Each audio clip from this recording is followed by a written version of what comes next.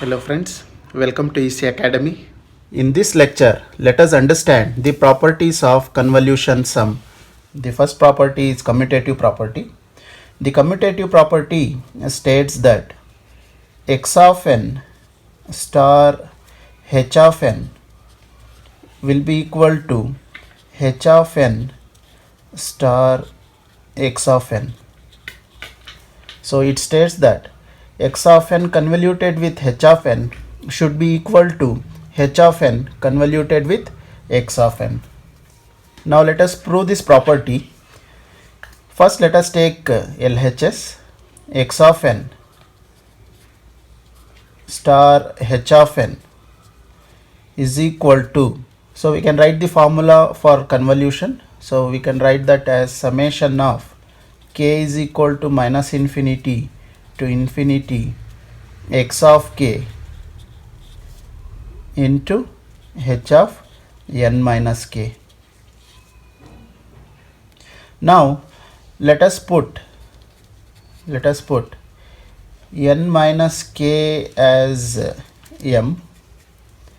So from this we can take k is equal to n minus m. Now if we take k is equal to minus infinity, if we put k is equal to minus infinity, m will be equal to infinity. And if we put k is equal to infinity, so if we put k is equal to infinity, at that case we will get m is equal to minus infinity. So using this we can write the above equation as x of n convoluted with h of n is equal to, in place of k we can write it as summation of m. So we can take that as summation of m is equal to infinity to minus infinity x of n minus m. So in place of k we are writing n minus m into h of m. So in place of n minus k we are writing m. So in place of n minus k we can write m. Now this summation can be written as, we can write this summation as summation of m is equal to minus infinity to infinity, because adding the terms from infinity to minus infinity will be same as adding the terms from minus infinity to infinity. So there will be no change. So that's why we can change this summation. We can write this as x of n minus m into h of m. So the above equation we can write this as summation of k is equal to minus infinity to infinity x of n minus k into h of k. So we are taking the term k instead of m and we have written this equation. So the above equation can be written as summation of k is equal to minus infinity to infinity h of k into x of n minus k. So we are just rearranging the terms and we are writing the equation as h of k into x of n minus k. So we can say x of n convoluted with h of n can be written as, so using the formula of convolution sum we can write this as h of n convoluted with x of n. So we have proved the first property, which is commutative property. Now let us consider the second property, which is associative property. So here we are taking three terms for convolution. In LHS, x1 of n convoluted with h1 of n, then it is convoluted with h2 of n. So in RHS, h1 of n is convoluted with h2 of n and then that is convoluted with x of n. So we need to prove LHS is equal to RHS. So for this let us take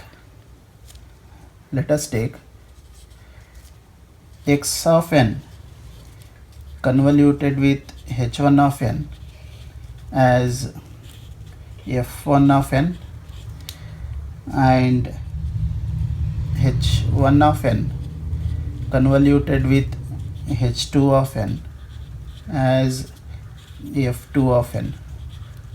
So what we are doing, we are taking this as f1 of n and we are taking this as f2 of n. So we can write, using the formula of convolution sum, we can write f1 of n is equal to summation of k is equal to minus infinity to infinity x of k into h1 of n minus k, and we can write f2 of n is equal to summation of k is equal to minus infinity to infinity h1 of k into h2 of n minus k. Now let us consider the LHS. So we can write that as x of n convoluted with h1 of n convoluted with h2 of n. We can write this as, since we have considered this term as f1 of n, we can write that as f1 of n convoluted with h2 of n. Now let us write this equation as summation m is equal to minus infinity to infinity f1 of n into h2 of n minus k. So this we have written from the formula of convolution sum. Now let us write this equation as summation of m is equal to minus infinity to infinity. We know f1 of n is equal to this equation. Let us put this equation. We can write this as summation of k is equal to minus infinity to infinity x of k into h1 of, so instead of n minus k, we can write it as m minus k, since we have taken summation as m here. So m minus k into h2 of n minus m. Now let us rearrange the order of summation. Let us change the order of summation. We can write this as summation of k is equal to minus infinity to infinity x of k into summation of m is equal to minus infinity to infinity h1 of m minus k dot h2 of n minus m. Let us put m minus k is equal to r, which means from this we will get m is equal to k plus r. So let us replace m minus k as r. If m tends to infinity, then r will also tends to infinity, and if m tends to minus infinity, r will also change to minus infinity. Using this, we can write this equation as x of n star h1 of n star h2 of n is equal to, so we can write this equation as summation of k is equal to minus infinity to infinity x of k. So we'll retain this term as it is. For this term, we'll write it as summation of, so instead of m, we can write it as r. So r is equal to minus infinity to infinity h1 of r into h2 of n minus k minus r.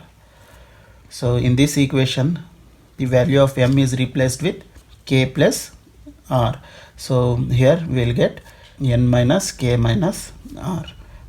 Since f2 of n is equal to summation of r is equal to minus infinity to infinity h1 of r into h2 of n minus r, you can see both the equations are same. So instead of k, we are having in this equation r. So both the equations are same. So we can write f2 of n minus k as summation of r is equal to minus infinity to infinity h1 of r into h2 of n minus k minus r. So using this equation, we can write the above equation as, x of n star h1 of n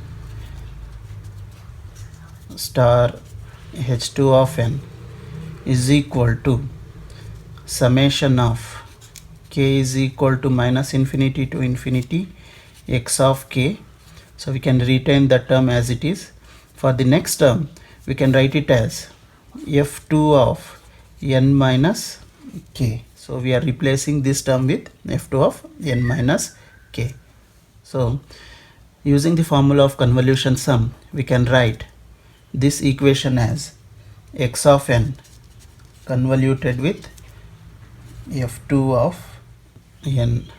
So we can write this equation as x of n star h1 of n star h2 of n is equal to, you can see x of n we can write as it is, star f2 of n is nothing but h1 of n star h2 of n. So we can write that as h1 of n star h2 of n.